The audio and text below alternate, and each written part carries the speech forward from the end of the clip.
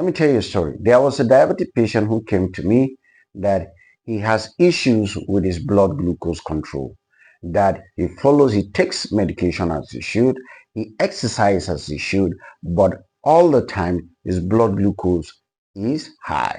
And he was confused. He didn't know what he should do to control his blood glucose. So I asked him, how about his diet? He said, well, he likes rice, so he takes a lot of rice. And after taking the rice, he takes his medication.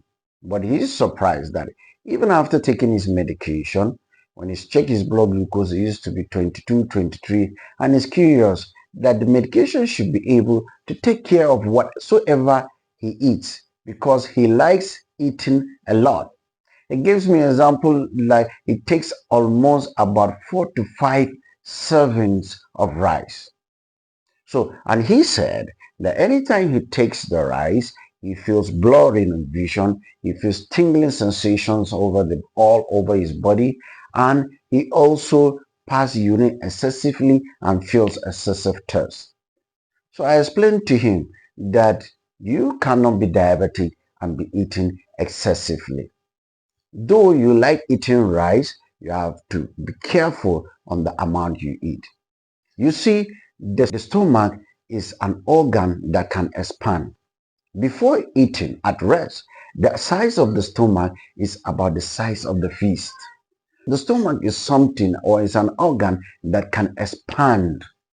So the more you eat, the more the stomach expands to accommodate what you eat. So the assumption that when you eat small, you cannot survive is not there. So after counseling, he decided that you follow my instruction of eating small with a lot of vegetables. And another advice I gave him was that in between meals, he can take fruits and vegetables that have low sugar content, like garden egg, like cucumber. So after days and weeks of practicing, he gradually adapted to taking small amount of food, and the issue of poor glucose level was dealt with. Now his blood glucose is normal. All right. So come, let me tell you another story. Another issue is that a patient came to me that he is most miserable, that he has been told by the last health worker he saw that he should not take rice. He grew up where all they eat is rice and he loves rice. He has been miserable since the day he has been told not to eat rice.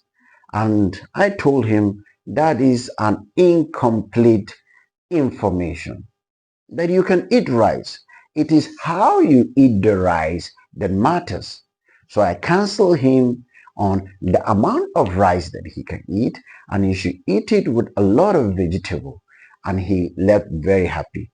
And now he eats rice and his blood glucose is still normal and he's happy and he's always calling me to thank me. So you can see from these two stories, you can see one person has the information that he can eat rice, but he's eating it in excess amount. Another one does not have the information that he can eat rice and is miserable. Hi everyone, this is AY the Diabetes Doctor. I'm a doctor and a specialist on diabetes. We'll continue our discussion on food, the dietary advice for diabetes patients.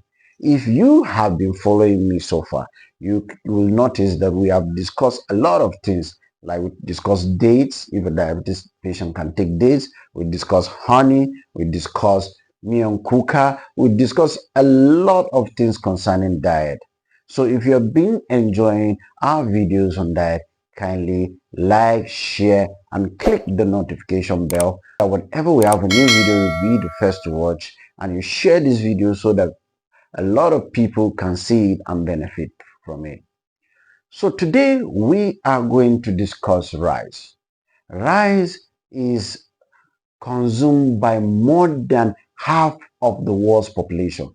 That means over 3 billion people love and enjoy rice. So the idea that a doctor or any health worker will come giving you advice that you should stop taking rice has led to a lot of hurt and misery to people living with diabetes, because a lot of people is their main delicacy. So rice is highly nutritious. It has carbohydrate, it has protein, it has minerals, it has vitamins. So it's not a prohibited type of food for diabetes patients, because as I've said in my previous videos, carbohydrate gives you strength and you need strength for day-to-day running of your routine activities.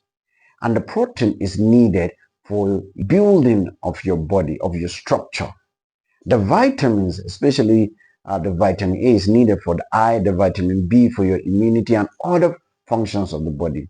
The iron and other minerals are needed for the function of your blood, the function of your nerves, other reactions in the body. So you can see rice is essential. So what are the different types of rice and what do they contain? Look, there are different types of rice, but we'll talk about the ones we see in this environment.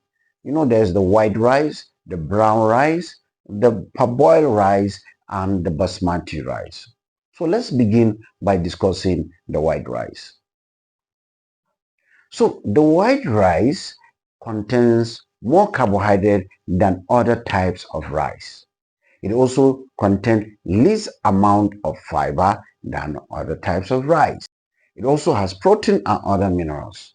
So because white rice contains least amount of fiber, it has more likelihood to elevate the blood glucose than other form of rice.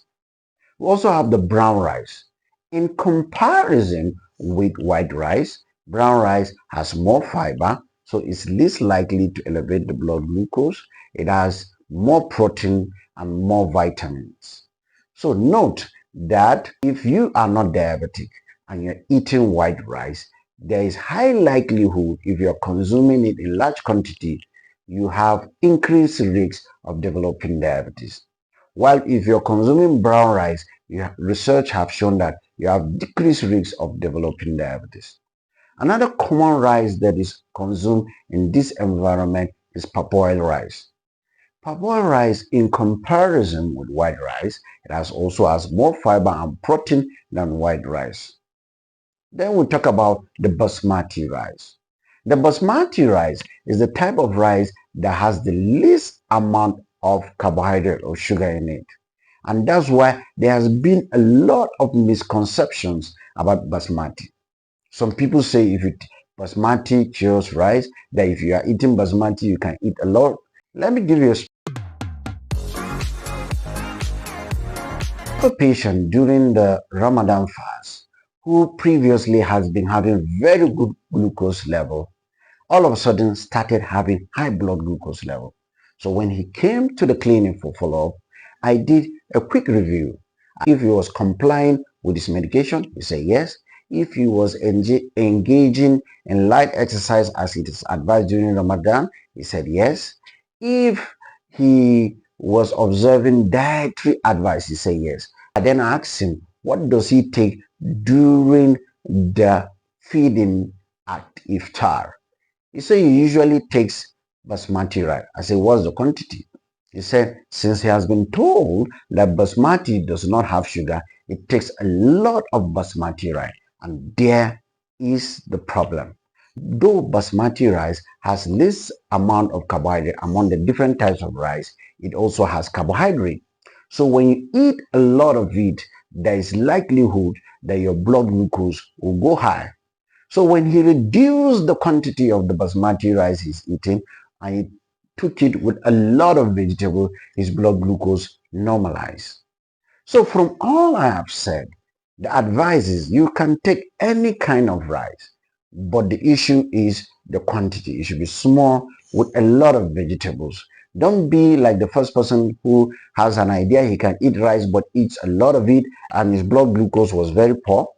Don't be like the second person who does not have the knowledge that he can eat rice and he was out the period of adhering to that advice most miserable. Don't be like the third person who assumed that basmati rice doesn't have sugar, that he can eat a lot of it. It's small amount of rice with a lot of vegetables. So if you enjoy this advice, write in the comment section your previous knowledge about how you're supposed to eat rice. Thank you.